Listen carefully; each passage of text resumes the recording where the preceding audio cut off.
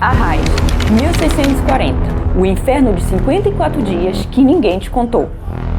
Você acha que conhece a história? Ah, é? Jura mesmo?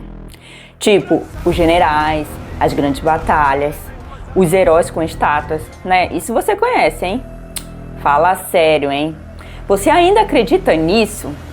Então se prepara, porque hoje você vai descobrir a parte da história que ninguém te contou. A parte que não está nos livros, a parte que o tempo tentou enterrar, mas não conseguiu.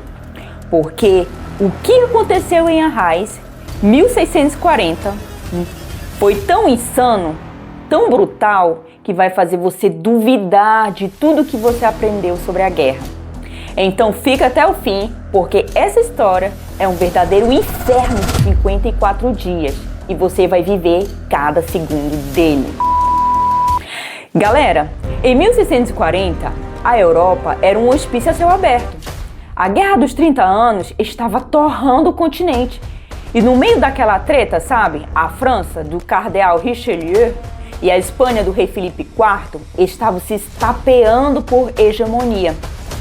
O palco de um dos capítulos mais selvagens dessa guerra foi o lugar onde você provavelmente nem ouviu falar e que muita gente nem sabe apontar no mapa.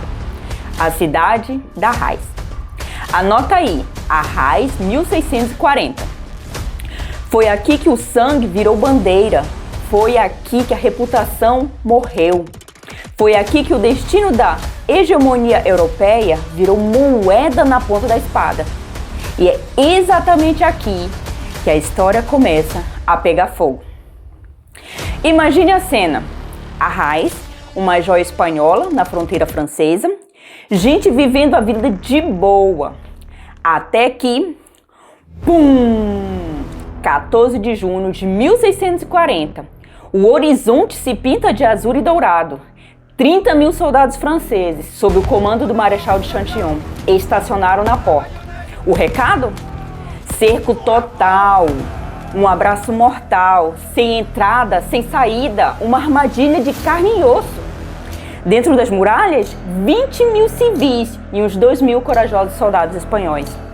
Era a guarnição que deveria aguentar o tranco. Mas aguentar o quê? Um cerco não é uma batalha rápida, é uma tortura planejada. E é a paciência contra a sobrevivência. E os franceses sabiam jogar esse joguinho sujo. Acredite. Lá fora, os canhões franceses cantavam canção de morte, mas o verdadeiro vilão não usava uniforme. Era invisível, silencioso e agia de dentro para fora. A fome. O pão virou ouro. Ratos? Os ratos eram banquetes. Pessoas ferviam couro, comiam grama. A cada dia, Arraiz definhava. Era uma guerra de estômago. Mas sabe o que é louco? Eles não desistiram. Cidadãos e soldados de Arras, não recuaremos! Arraiz nem será paprisa. Arraiz não será tomada. Esse virou o grito de guerra da população. Mulheres, idosos, crianças, todos cavando trincheiras internas, ajudando os soldados, remendando as defesas. Era a resiliência na sua forma mais pura. Uma cidade inteira se recusando a não morrer, mesmo que por dentro. Enquanto isso, a espionagem corria solta. Mensageiros arriscavam a vida, rastejando no escuro para furar o bloqueio francês. A esperança? Um exército de socorro. Alguém tinha que estar vindo, certo? Ninguém acreditava que seriam abandonados à própria sorte. E aqui entra a jogada de mestre, a diabólica dos franceses. Eles não montaram apenas um cerco, eles montaram 2 fortalezas. Uma para cercar Arraiz e outra para impedir qualquer socorro externo. Uma teia de aranha militar perfeita e, para azar de Arraiz, a teia funcionou. No final de julho, uma luz no fim do túnel. Um exército espanhol, comandado pelo cardeal infante Fernando, finalmente apareceu. A cidade empolgou-se, gritos de esperança, mas os franceses estavam bem preparadinhos, hein? 2 de agosto, O inferno abriu suas portas, uma batalha titânica fora das muralhas. O chão tremia, dois exércitos colidindo como feras famintas. O exército de socorro tentando furar a defesa francesa. A guarnição de Arras fazendo uma saída desesperada. Por um segundo, parecia que a sorte ia virar. Gritos, lutas insanas, carnificina, sem glória, sem heróis, só homens tentando não morrer. Mas a teia francesa era forte demais. O socorro foi repelido, foi derrotado. E com o recuo, a última esperança dentro das muralhas se esfarelou. Após 54 dias vivendo no limite, a guarnição de Arras não tinha mais forças. 9 de agosto de 1640, a cidade se rendeu. A França tomou Arras, uma vitória estratégica, crucial. Mas a cidade que eles conquistaram era apenas uma sombra do que fora. Destruída, faminta, mas não quebrada. Porque o que os franceses não puderam tomar foi o espírito daqueles civis. Aquele tipo de resiliência, sabe, que não se vê nos livros didáticos.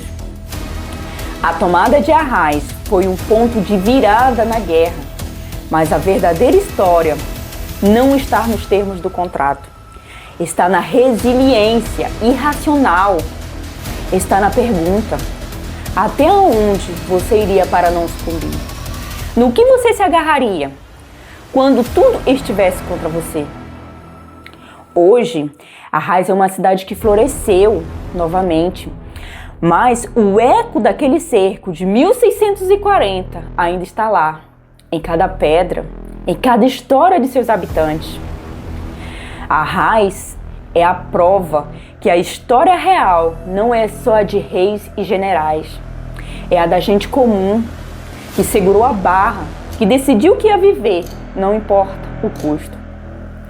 É a história de como a humanidade pode ser brutal, mas também incrivelmente resistente. O cerco de Arras nos ensina que mesmo quando tudo está perdido, a esperança pode ser o mais perigoso dos inimigos e a mais poderosa das armas. Até onde você iria quando a sua vida dependesse de um raio de sol? Essa é a história real, além do contado. A que nos faz questionar, a que nos faz refletir e a que nos faz sentir. E aí, o que você achou dessa história insana? Você aguentaria 54 dias no cerco? No que você se agarraria? Deixe a sua opinião e a sua teoria mais bizarra aqui nos comentários. E se você curtiu essa viagem no tempo e quer ir além do óbvio, já sabe, se inscreve no canal, ativa o sininho para não perder nada e vem comigo desvendar o lado oculto da história. Porque aqui a gente vai além do conto.